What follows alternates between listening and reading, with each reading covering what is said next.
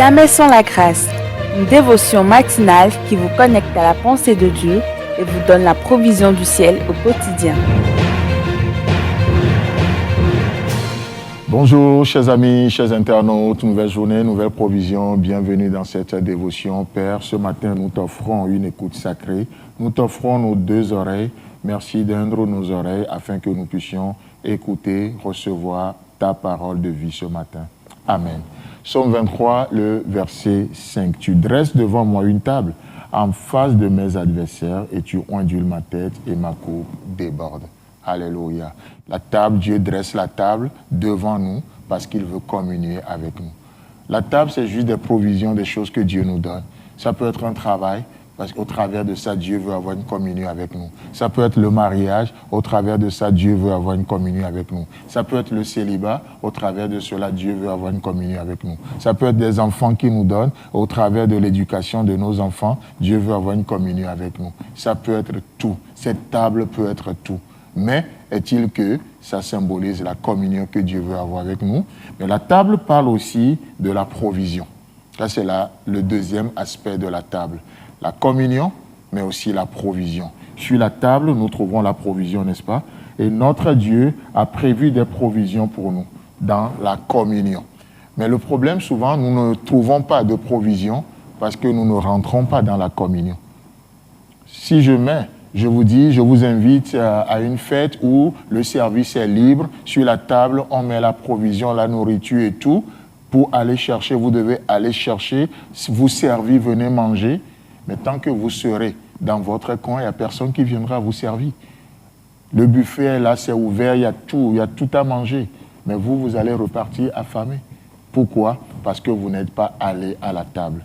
Et sur la table que l'Éternel dresse devant nous, puisque c'est une table de communion, il y a aussi la provision, l'aspect provisionnel de la table. Donc, notre Dieu a prévu des provisions pour nous, des provisions sans nombre, des provisions illimitées à la table.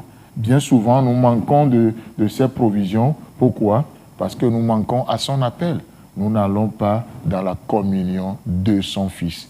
Nous voulons nous-mêmes prouver quelque chose à Dieu. Nous créons notre propre communion. Et Dieu dit non, la communion de son Fils. Il y a quelques jours en arrière, dans Éphésiens chapitre 2, le verset 8, nous avions vu que c'était la foi de son Fils. La foi de Dieu, ce n'est pas ma foi, mais cette foi de Dieu que Dieu me donne. J'ai besoin de la foi de Dieu pour croire en Dieu. Ce n'est pas ma foi, non. Sa foi pour la foi et par la foi. Vous voyez? Donc, c'est la même chose que Dieu fait également. Rappelons-nous que Christ est la méthode de Dieu pour l'humanité. Encore une fois, d'accord? Christ est la méthode de Dieu pour notre humanité. C'est-à-dire, Dieu n'agira jamais envers nous en dehors de Christ. En Christ, il nous a acceptés tels que nous sommes. En Christ, il nous a aimés. En Christ, il nous a adressé un saint appel, une sainte vocation selon les traductions. En Christ, nous avons la provision. En Christ, nous sommes aimés. En Christ. Donc Christ est la méthode de Dieu pour l'humanité. Il nous voit au travers de Christ. Et ce matin, parce qu'il nous voit au travers de Christ, il dit que nous sommes parfaits. En Christ, nous sommes assis dans les lieux célestes avec Dieu, n'est-ce pas?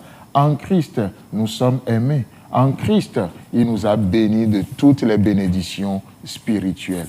En Christ, nous avons tout. Pour notre Dieu, l'ennemi n'est pas un problème. Non, l'ennemi n'est pas un frein et l'ennemi ne sera jamais un frein. Alors ce matin, il dresse encore la table. Il dresse encore la table. L'ennemi n'est pas un frein. Frères et sœurs en Christ, ne vous focalisez pas sur Goliath. Focalisez-vous sur la table. Et le personnage le plus important à cette table, c'est l'Éternel Dieu qui veut communier. Et à cette table, c'est un lieu de rendez-vous. C'est un lieu de rendez-vous. Ce n'est pas un lieu de distraction. C'est un lieu de rendez-vous. C'est un lieu de concentration. C'est un lieu de provision également. C'est un lieu de provision. Et vous savez, nous sommes appelés à manger. Peu importe les Goliaths. Anne a traversé les choses. Dieu voulant, demain, nous allons revenir vraiment sur cette histoire de Anne. Anne qui a traversé des choses, devant laquelle il y avait des Goliaths, il y avait Pénina, il y avait Elkana, il y avait l'incompréhension de l'homme de Dieu. Mais Anne a décidé de manger à la table. Anne a décidé. Et le jour où elle a accepté de manger, son visage ne fut plus le même. Chers amis, chers internautes, que Dieu vous bénisse et Christ voulant, on revient sur cette histoire demain. Si vous avez aimé cette émission, parlez-en à vos amis. Parlez-leur du message de la grâce et de ce qu'il fait dans vos vies. Pour un sujet de prière, une question ou pour devenir partenaire, contactez-nous au 00229 94 75 80 20. Que Dieu vous bénisse et à la prochaine.